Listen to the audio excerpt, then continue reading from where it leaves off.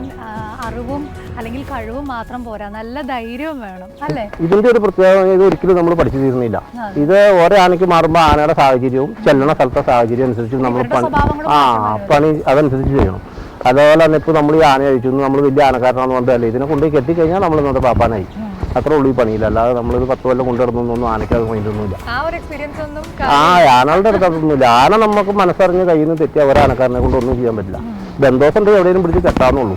പിന്നെ പറയുമ്പോൾ നമുക്ക് പറയാം അങ്ങനെ എങ്ങനെ അതൊക്കെ പറയല് മാത്രമേ ഉള്ളൂ, ഒന്നും ചെയ്യാൻ പറ്റില്ല. കാളിയുടെ കൂടെ കൂടിയിട്ട് 2 വർഷമായില്ലോ, നിങ്ങൾ തമ്മിലുള്ള ഒരു സ്നേഹബന്ധം ഒന്ന് പറയാം. കാളി എന്ന് പറഞ്ഞാൽ ഞാൻ ഒരിക്കലും വരാൻ ഉദ്ദേശിച്ച ആനയല്ലായിരുന്നു. അങ്ങനെ പണി കിട്ടുന്ന നമ്മൾ പ്രതീക്ഷിച്ചല്ല. അപ്പോൾ ഇതിനെ കൊണ്ടുവരുന്ന ചരത്തിൻ്റെ അച്ഛൻ മരിച്ചിട്ട് അവൻ അങ്ങനെ വീട്ടിൽ പോയി. അപ്പോൾ ഞാൻ തിരുവമ്പാടിയിൽ ഒരു പുതിയ ആന വന്നിട്ടുണ്ടായി, കണ്ണൻ, അതിൻ്റെ കൂടെ ആയിരുന്നു. അപ്പോൾ എന്നെ മത്സരം വിളിച്ചത് തൽക്കാലത്തേക്ക് ഒരു 16 ദിവസത്തേക്ക് വന്നതാ. വന്നു. അപ്പോൾ ഇതിനെപ്പോൾ പണ്ട് എനിക്ക് ഞാൻ ചെറുക്കെ പണ്ട് നിന്ന് ഇതിൻ്റെ കാര്യങ്ങൾ എനിക്ക് അറിയാമായിരുന്നു. അപ്പോൾ ആ ഒരു രീതിയിൽ വന്നു, 2 അടിയും വെച്ച് കൊടുത്ത് അയച്ച് അങ്ങനെ കാര്യങ്ങൾ നടത്തിയൊക്കെ പോയി. പിന്നെ ഇപ്പം വന്നില്ല, അപ്പോൾ സ്ഥിരമായിട്ടൊക്കെ പോയി. പിന്നെ കഴിഞ്ഞ കൊല്ലം മതപ്പാടിൽ ഓടിച്ചായിരുന്നു. ഈ കൊല്ലം ഇപ്പോൾ മതപ്പാടി കെട്ടിയപ്പോൾ ഒരു ശല്യം ഉണ്ടായില്ല. അത് കാരണം നമുക്ക് ചെന്നെല്ലാം ചെയ്യായിരുന്നു. കാലും കൈയൊക്കെ മാറിക്കെട്ടാനൊന്നും ഒരു പ്രശ്നം ഉണ്ടായില്ല. അത് കാരണം അമരമൊക്കെ മാറിക്കെട്ടാനും കഴുകാനൊക്കെ പറ്റി. മറ്റേ ഭയങ്കര പാടായിരുന്നു. വല്ലൊരു കുഴപ്പമുണ്ടായില്ല. പിന്നെ നീര് കഴിഞ്ഞ അയച്ചപ്പം വലിയ വേറെ ഒന്നും ചെയ്യുന്നില്ല, അയച്ചു ഇങ്ങനെ പോകുന്നു.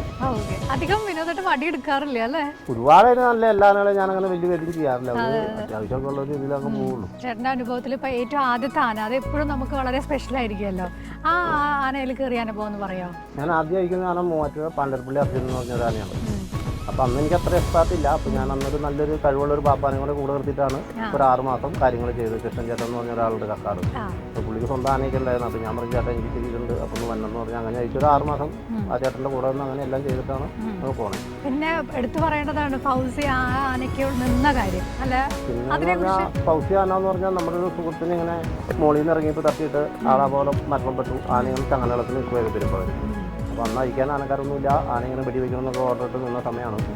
അപ്പോൾ ഞാൻ ചെന്ന് ഒരു പ്രകാരം കുടുക്കൊക്കെ ഇട്ട് കെട്ടി അങ്ങനെ അതിനെ അയച്ചു. അയച്ചെന്ന് പറഞ്ഞാൽ ശരിക്കും വെയിറ്റ് ചെയ്യേണ്ടി തോന്നുന്നു. കാരണം വെച്ചാൽ ഒരു ദിവസം ഫുള്ള് രാത്രി മൊത്തം തല്ലിയപ്പിനെ ഇരുന്നത്. അത്ര വാശിയുള്ളൊരാനയാണ്. കോർണാട് കൂട്ടിൽ ഒറ്റയാനാണ് ഇരുന്നത്.